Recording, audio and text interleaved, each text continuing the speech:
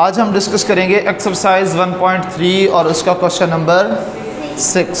ठीक है। If A is equal to given matrix and B is equal to this, find 3a minus 2b and 2a transpose minus 3b transpose. मैं part B करवाऊँगा, ठीक है, तो वो automatically ए भी हो जाएगा। जी पार्ट 2 लिखवाएं ज़रा। जी 2a ट्रांसपोज 3b ट्रांसपोज। तो सबसे पहले तो हमारे पास a और b की वैल्यूज़ क्या हैं। 2a की वैल्यू बताओ ज़रा। 1 माइनस 2 3 एंड 4, ठीक है, माइनस 3 और b की वैल्यू क्या है 0 7 माइनस 3 8। अब चूँकि इनका होल का ट्रांसपोज भी दिया हुआ है तो यहाँ पे भी ट्रांसपोज लिख देंगे और यहाँ पे भी ट्रांसपोज लिख देंगे, ठीक है। अब हमने क्या करना है, पहले ट्रांसपोज ले लेंगे, फिर उसके बाद ये 2 और 3 को अंदर मल्टीप्लाई करके सिंप्लीफाई कर लेंगे। तो सबसे पहले हम इसका ट्रांसपोज लेते हैं, ठीक है। ट्रांसपोज हमारे पास क्या आ रहा है 1 माइनस 2 रो की शक्ल में दिया हुआ है तो इसको कॉलम में चेंज कर देंगे। ये 1 और ये माइनस 2 बन जाएगा और ये 3 एंड 4 बन जाएगा। तो ये हमारे पास ट्रांसपोज आ गया और ये जो बाहर 2 था ये वैसे का वैसे ही लिख दिया जाएगा, माइनस 3 वैसे का वैसे। और अब रो को कॉलम में चेंज करेंगे तो 7 0 और 7 जो है वो जो रो में है वो किस में कन्वर्ट हो जाएगा 0 और 7 कॉलम में कन्वर्ट हो जाएगा, 0 एंड 7, ठीक है। और माइनस 0 एंड 7 माइनस 3 एंड 8, ठीक है। ये 0 7 माइनस 3 एंड 8, ठीक हो गया बच्चे। अब इसमें 2 और 3 दोनों को अंदर मल्टीप्लाई करके फिर उसके बाद सॉल्व कर लेंगे। 2 1 ज़ा 2 3 दा 2 मल्टीप्लाई बाय माइनस 2 माइनस 4 हो जाएगा, ठीक है। और 2 मल्टीप्लाई बाय 4 8 हो जाएगा, ओके। अब यहाँ पे आपने माइनस यहीं रहने देना है, सिर्फ 3 को अंदर मल्टीप्लाई कर लेना है। 3 0 0 3 3 दा 9 और ये माइनस यही है, सिर्फ 3 अंदर मल्टीप्लाई हुआ है तो ये माइनस का 9 हो जाएगा, ठीक है। 3 7 ज़ा 21, ठीक है। और 3 8 दा 24। खामोश हो जाओ बच्चे, क्या खुसर बुसर हो रही। अच्छा अब यहाँ पे इसको सॉल्व करेंगे। अब हम सिंप्लीफाई करेंगे। 2 minus 0 2 6 minus minus 9 minus minus plus 6 plus 9 15 हो जाएगा। माइनस 4 माइनस 21 माइनस 25 हो जाएगा।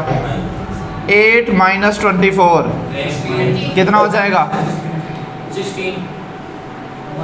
अच्छा ये प्लस का 8 है और ये माइनस का 24 कितना हो जाएगा माइनस का 16 हो जाएगा। और यही आपका इसका आंसर आ गया, ठीक है।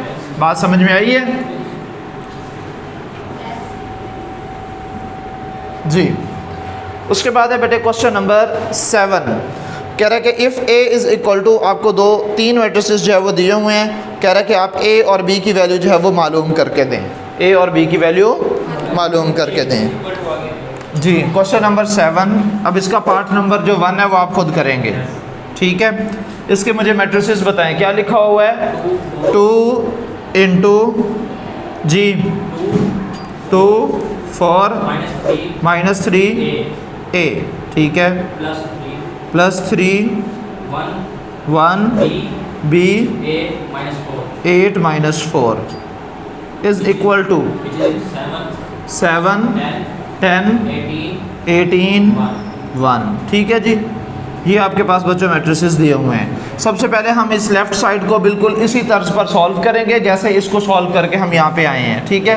और उसके बाद जब ये 2 मैट्रिसेस इक्वल होंगे, जैसे हमने एक्सरसाइज 1.1 का लास्ट क्वेश्चन नंबर 3 किया था हूबहू वैसे ही जो है फिर हमने इसको भी सॉल्व कर लेना है और a और b की वैल्यूज़ निकाल लेनी है, ठीक है। सबसे पहले इस 2 को और 3 को अंदर मल्टीप्लाई कर लेंगे, फिर उसके बाद इन दोनों मैट्रिसेस को ऐड कर लेंगे। राइट हैंड साइड वैसी की वैसी आती रहेगी। अच्छा अब यहाँ पे आपने इक्वल नहीं लगाना क्योंकि ऑलरेडी इक्वल एक दफ़ा आ रहा है। यहाँ पे चूँकि नहीं आ रहा था तो इसलिए मैंने एक दफ़ा इक्वल लगाया है। अब ये बन जाएगा 2 2 दा 4 2 4 दा 8 माइनस 6 और ये हमारे पास 2a बन जाएगा, ठीक है जी। प्लस 3 वैसे का वैसे, और सॉरी 3 हम जो है वो मल्टीप्लाई कर देंगे। 3 1 ज़ा 3 3b हो जाएगा, और 8 × 24, और ये -4 × 12, ठीक है, विच इज़ इक्वल टू 7, 10, 18 और 1, ठीक है बच्चों।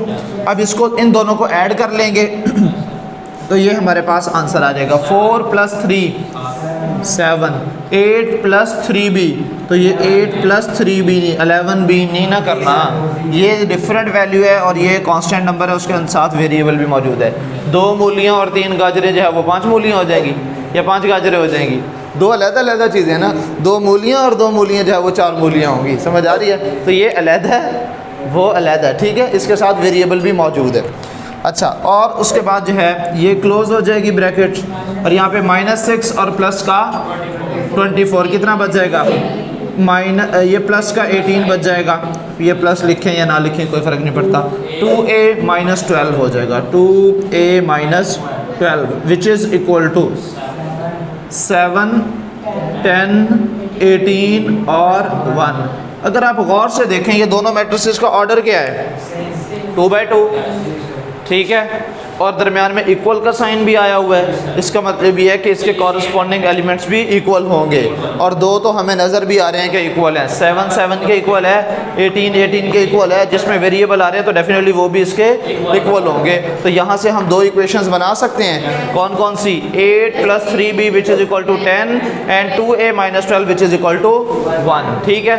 तो अब यहाँ से हमारे पास 2 इक्वेशंस बन जाएंगी। पहली क्या बन जाएगी, 8 + 3b, 8 + 3b which is equal to 10, ठीक है, ये आपके पास इक्वेशन 1 आ गई है। और उसके बाद दूसरी इक्वेशन क्या बनेगी, 2a - 12 which is equal to 1, इसको आप इक्वेशन 2 कह दो। अब सॉल्व करेंगे 1 बाय 1, आप लिखें यहाँ से फ्रॉम इक्वेशन 1, ठीक है, 8 + 3b which is equal to 10, 3b which is equal to 10 - 8 and 3b which is equal to 2 and b is equal to 2/3, ठीक है। ये आपके पास जो है वो एक वैल्यू b की वैल्यू जो है वो आ गई है। यहाँ तक क्लियर है बच्चे। उसके बाद हमारे पास किसकी वैल्यू रह गई है, सिर्फ a की वैल्यू रह गई है। अब आप क्या करेंगे, फ्रॉम इक्वेशन 2, ठीक है, इक्वेशन 2 लिखेंगे और वहाँ से भी आप a की वैल्यू निकाल लेंगे। 2a - 12 which is equal to 1, 2a which is equal to 12 + 1, या 1 + 12 a की बात है, and 2a which is equal to 13 and a is equal to 13 divided by 2। तो ये आपके पास b की वैल्यू भी आ गई, सॉरी a की वैल्यू भी आ गई है। और यहाँ पे आप क्या लिखेंगे, hence a is equal to 13/2 and b is equal to 2/3, और आपके पास दोनों आंसर्स जो है वो आ गए हैं। सेम नहीं है लेकिन आंसर्स आ गए हैं, ठीक है, समझ आई ये बात बच्चे। उसके बाद है लास्ट क्वेश्चन, क्वेश्चन नंबर 8। ये ज़रा आप समझ लीजिए पहले वो स्टेटमेंट्स में आपको क्या कह रहा है। इसमें 2-3 चीज़ों का बच्चे आपको पता होना बहुत ज़रूरी है। नंबर 1, मैंने आपको बताया था कि सिमेट्रिक मैट्रिक क्या होता है, और फिर हमने एक और चीज़ भी पढ़ी थी, स्क्यू सिमेट्रिक मैट्रिक क्या होता है, ये पढ़ा था ना। अच्छा, अब इसमें मैं आपको जो है ना वो इसकी जनरल डेफिनेशन जो थी उसमें मैथमेटिकल एक्सप्रेशंस आ रहे थे 2, मैं दोनों लिख देता हूँ। सिमेट्रिक मैट्रिक के लिए क्या था कि अगर a का ट्रांसपोज लिया जाए और वो ओरिजिनल मैट्रिक a के ही इक्वल आ जाए तो ये सिमेट्रिक मैट्रिक कहलाएगा, ठीक है। और अगर मैं a का ट्रांसपोज लूँ वो -a के इक्वल आ जाए, याद है ना आपको ये, तो ये स्क्यू सिमेट्रिक मैट्रिक कहलाएगा। अब इसका मतलब ये है कि जिसमें हमने सिमेट्रिक मैट्रिक साबित करना है उसका जो भी आंसर आएगा अगर उसका ट्रांसपोज उसकी ओरिजिनल मैट्रिक a के इक्वल आ गया तो इसका मतलब ये है कि वो सिमेट्रिक मैट्रिक होगा, और अगर नहीं आया तो हम कहेंगे कि ये नहीं है, और ऐसा नहीं होगा कि नहीं आएगा, आ जाएगा। और अगर जो है वो हमारे पास जिसमें स्क्यू सिमेट्रिक साबित करना है उसमें हमने क्या करना होगा, जो भी मैट्रिक हमें दिया गया यानी कि जो भी वैल्यूज़ दी गई है उसको सॉल्व करके जो हमारे पास सिंगल मैट्रिक आएगा उसका अगर हम ट्रांसपोज लें वो माइनस ऑफ दिस मैट्रिक के इक्वल आ जाए, उसी मैट्रिक के नेगेटिव मैट्रिक के इक्वल आ जाए, हम कहेंगे कि ये स्क्यू सिमेट्रिक मैट्रिक है। लेकिन उससे पहले आपको ये 2 पार्ट्स पहले भी दिए हुए हैं। A plus B whole transpose which is equal to A transpose plus B transpose, ठीक है, और A minus B whole transpose which is equal to A transpose minus B transpose. बताओ पहले दोनों में से मैं कौन सा, माइनस वाला करवा देता हूँ, ठीक है। मैं भी यही चाह रहा था कि माइनस वाला जो है वो करवा दूँ क्योंकि उसमें साइंस चेंज होने हैं जी। क्वेश्चन नंबर है 8, क्वेश्चन नंबर 8 पार्ट नंबर 2 जी। क्या मालूम करना है हमने, a minus B whole transpose which is equal to a transpose minus B transpose, ठीक है। सॉल्यूशन, सबसे पहले हम इसकी लेफ्ट हैंड साइड को सॉल्व करेंगे, फिर उसका जब आंसर आ जाएगा तो राइट हैंड साइड को सॉल्व कर लेंगे। आप साइमल्टेनियसली एक तरफ लेफ्ट हैंड साइड एक तरफ राइट हैंड साइड भी सॉल्व कर सकते हैं, ठीक है। लेकिन हम ये क्योंकि आपके जो शीट्स हैं ना वो इतनी जगह नहीं है, वाइट बोर्ड की तरह खुली तो नहीं है कि आप पैरेलल में जो है वो कर सकें, इसलिए आप जो है वो एक ऊपर सॉल्व कर लें एक नीचे सॉल्व कर लें, इक्वेशन 1 इक्वेशन 2 बना लेंगे left hand side right hand side को, और दोनों का आंसर सेम आएगा, एंड में लिख देंगे कि ये इक्वल है। अब सबसे पहले, अब क्या a minus B whole transpose direct मालूम किया जा सकता है? नहीं किया जाएगा। पहले हम a माइनस बी मालूम करेंगे, फिर जब सिंगल मैट्रिक आ जाएगा तो उसका फिर ट्रांसपोज ले लेंगे। तो अब ये आपने लेफ्ट हैंड साइड लिख दी है, पहले आप लिखें let a minus B which is equal to, a का मैट्रिक बताओ क्या दिया हुआ है, किस ऑर्डर का है, 2 बाई 2 ऑर्डर का है, 1 2 0 1 1 2 0 1, और b की क्या वैल्यू दी हुई है 1 1 2 0, ठीक है। ये अभी मुझे a माइनस बी मालूम करना है। जब मैं a माइनस बी मालूम कर लूँगा फिर मैं a माइनस बी का ट्रांसपोज लूँगा, 1 minus 1 2 minus 1 0 minus 2 minus 2 1 minus 0 1, ठीक हो गया बच्चे? नहीं 1 माइनस 0 है ना, आपके पास 1 रुपया था, मैंने आपसे 0 रुपये ले लिए, तो माइनस 1 बचेंगे या 1 बचेगा? माइनस 1 नहीं बचेगा भाईजान, ठीक है। तो ये आपके पास किसकी, अब देखो ये आपके पास किसकी वैल्यू आई है, ये a माइनस बी की वैल्यू आई है। अब आप क्या लिखेंगे, now a minus B transpose, ठीक है, जो कि किसके इक्वल होगा, a माइनस बी की वैल्यू क्या यही है ना, 0 1 माइनस 2 1, अभी ट्रांसपोज का साइन लगा ले, अगले स्टेप में कर लीजिएगा। अब रोज किस में चेंज हो जाएंगी, कॉलम में, 0 एंड 1 माइनस 2 एंड 1, तो ये आपके पास इक्वेशन 1 आ गई है, लेफ्ट हैंड साइड सॉल्व हो चुकी है, ठीक है। अब हम लिखेंगे राइट हैंड साइड और फिर राइट हैंड साइड को सॉल्व कर लेंगे, ठीक है। अभी राइट हैंड साइड को लिखते हैं, फिर राइट हैंड साइड को सॉल्व करेंगे। Right hand side which is equal to a transpose minus b transpose, ठीक है। लेकिन इसमें भी पहले आपको a का ट्रांसपोज लेना है, फिर b का ट्रांसपोज लेना है, फिर उसको a और b को माइनस कर लेंगे, ठीक है। Let a transpose is equal to, a की वैल्यू क्या है हमारे पास 1 2 0 1, और इसका ट्रांसपोज इधर ही मैं लिख देता हूँ, इसका ट्रांसपोज क्या बन जाएगा 1 और 2 0 और 1, ठीक है। अब उसके बाद जो है वो हमारे पास b का ट्रांसपोज, b की वैल्यू क्या है हमारे पास 1 1 2 0, और इसका ट्रांसपोज लेंगे तो रोज कॉलम में चेंज हो जाएंगी, 1 1 वर्टिकल फॉर्म में आ जाएगा और 2 0 भी वर्टिकल फॉर्म में आ जाएगा।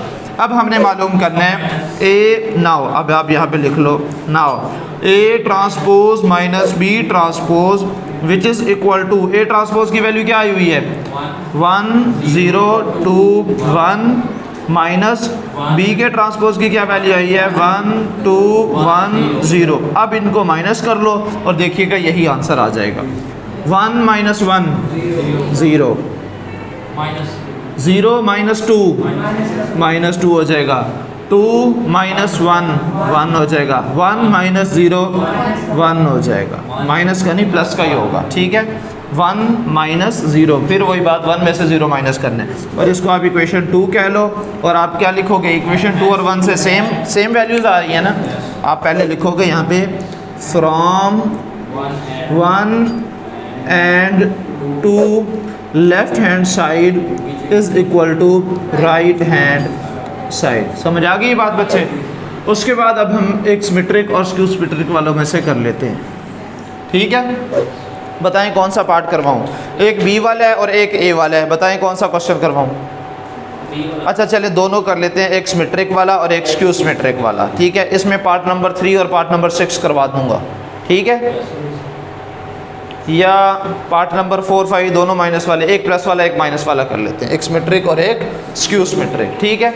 अच्छा अब इसका पार्ट नंबर कौन सा है पहले जो है वो हम कर लेते हैं, पार्ट नंबर 3 करते हैं। a plus B whole transpose is symmetric, ठीक है। पार्ट नंबर है 4 है ना, a plus a transpose is नहीं, पार्ट नंबर 3, अच्छा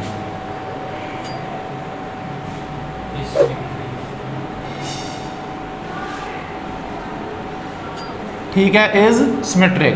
तो सबसे पहले हमें a चाहिए, a का ट्रांसपोज चाहिए, फिर इन दोनों को जमा करेंगे तो हमारे पास जो आंसर आएगा उसको हमने साबित करना है कि वो एक सिमेट्रिक मैट्रिक है। मैं ये कुछ भी नहीं करूँगा, मैं डायरेक्ट सॉल्व करूँगा क्योंकि मैं ऑलरेडी आपको a का ट्रांसपोज निकाल के दे चुका हूँ। तो मैं क्या लिखूँगा सबसे पहले, let a plus a transpose is equal to, ये आपने ना भी सॉल्व किया हो ना तो आप यहीं पे कर लेंगे। a की वैल्यूज़ क्या हैं आपके पास, 1 2 0 1, 1 2 0 1, प्लस क्या है आपके पास, इसको मैं रेज कर रहा हूँ बच्चे, अभी जो चाहिए हमें वो मैंने लिखा हुआ है, इसको रेज कर रहा हूँ, मैं दोबारा लिखूँगा प्लस। जी बच्चे अब यहाँ पे आपके पास जो a का ट्रांसपोज आएगा इसी को रोज़ को कॉलम्स में चेंज कर देंगे, तो 1 2 0 और 1, ठीक हो गया बच्चे। अब इन दोनों को ऐड कर लेंगे तो क्या आंसर आएगा हमारे पास, 1 प्लस 1 2, 2 प्लस 0 0 प्लस 2 1 प्लस 1 2। अब आप इसको जितना मर्जी घुमाते रहो, जो मर्जी ट्रांसपोज लेते रहो, आंसर क्या आएगा, सेम ही आएगा ना। अब आप यहाँ पे लिखेंगे, आप इसको लिखेंगे एज बल्कि इसको रेड के साथ मार्कर के साथ आप मेंशन कर दीजिएगा। ये जो हमारे पास मैट्रिक आया है ये a प्लस a ट्रांसपोज है ना, तो अगर आप लिखेंगे as a plus a transpose whole transpose is equal to a plus a transpose, ऐसे ही है ना। ये a प्लस a का जो ट्रांसपोज है वो किसके इक्वल आया है, 2 2 2 2 के इक्वल आया है। अगर मैं इसका ट्रांसपोज भी ले लूँ फिर भी तो वही 2 2 2 2 2 के इक्वल आएगा ना। तो लिहाजा मैं क्या कह सकता हूँ, सो a plus a transpose is symmetric